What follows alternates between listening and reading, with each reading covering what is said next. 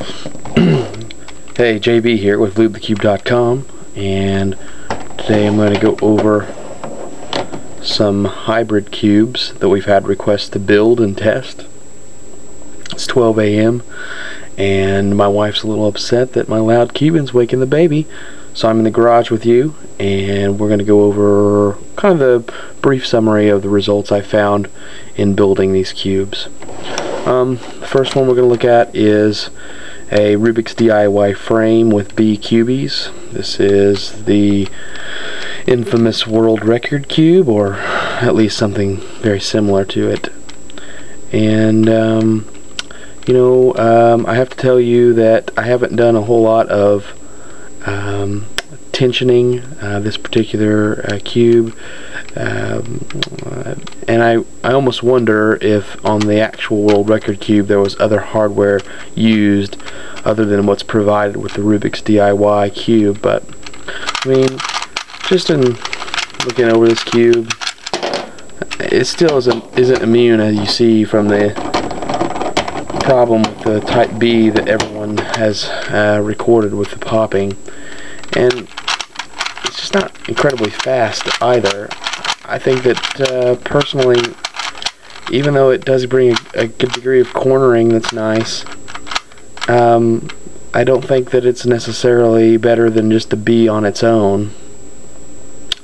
And I've never been a fan of Rubik's DIY, but to be fair, I haven't really spent a lot of time in getting them where I want them.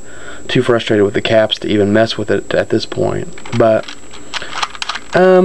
it will cut corners pretty impressively. Something that's a bonus of the B type that we'll go over in our B review.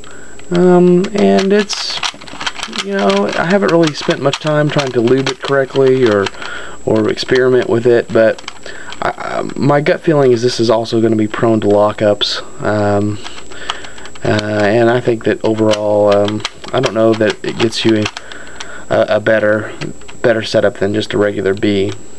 So I think that the world record cube is probably just more of a product of Eric's talent and not just that it's a great speed cube. But I don't know, could be wrong. Another one I had a request for was B cubies on a .333 Diansheng frame, which is pretty cool. The idea being, I guess, that you can put together a Diansheng that actually has some cornering ability, because everybody knows that the Type E is very fast. The downfall is the locking, and most importantly, the inability to cut corners. So one thing that this does have is cornering capabilities. Maybe not as pronounced or as good as they are on the B alone, but it'll do a pretty good corner. And boy, it's just lightning fast and super responsive. Still, the lockups are still there, and I think the lockups are enough for me not to use this type. But it is lightning fast, there is no doubt about that, and it does add a realm of cornering that you won't get in just a regular E. And the Diansheng holds things together pretty well. You really have to tighten the screws to it, and I had to use a drill to get the screws tightened to where I felt like that this wouldn't just fall apart on me or melt and pop. But it's really holding together. I haven't really had a pop with it now. Of course, it'll lock up, as you see there.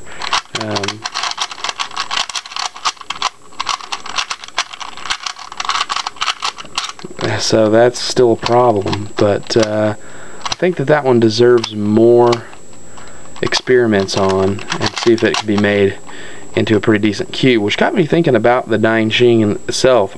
I wondered if it was anything special about the B cubies that had anything to do with making this anything special. So I took another, this is actually a .222 Diansheng, and I just took the Rubiks DIY cubies that came on the came with the world record thing that I showed you earlier, and just put them on this to see, you know, what it would be like. And it's still the same characteristics come through with the really lightning fast turning capabilities.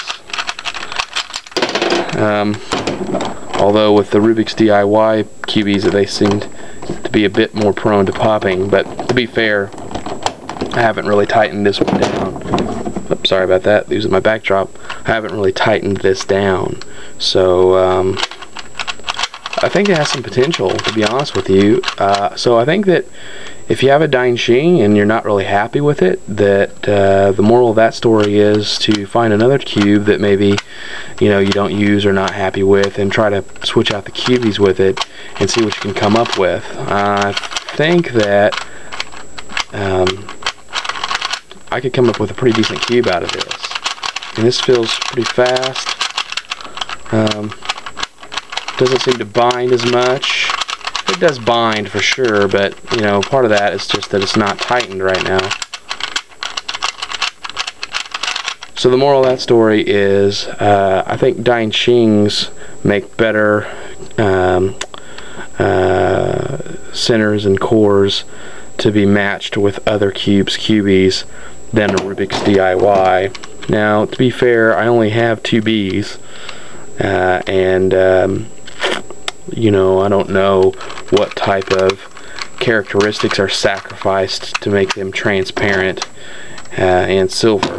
I know this is just paint and it rubs off relatively quickly after use, but again, I don't know if there's any characteristics of the plastic that are sacrificed to make this a transparent look. One thing that we'll probably speculate on in our B video, but there's really not a whole lot of selection of Bs from Cube for You, and I have seen other Bs for sale through eBay and sites like that. But if you guys have any recommendations where I can get Bs to experiment with, or that you want, or if you do have another hybrid that you would like us to build and test for you, certainly be happy to do that. In the meantime, we'll post some more videos for cube review on Type B and Type 2A coming up real soon, and we'll see you then.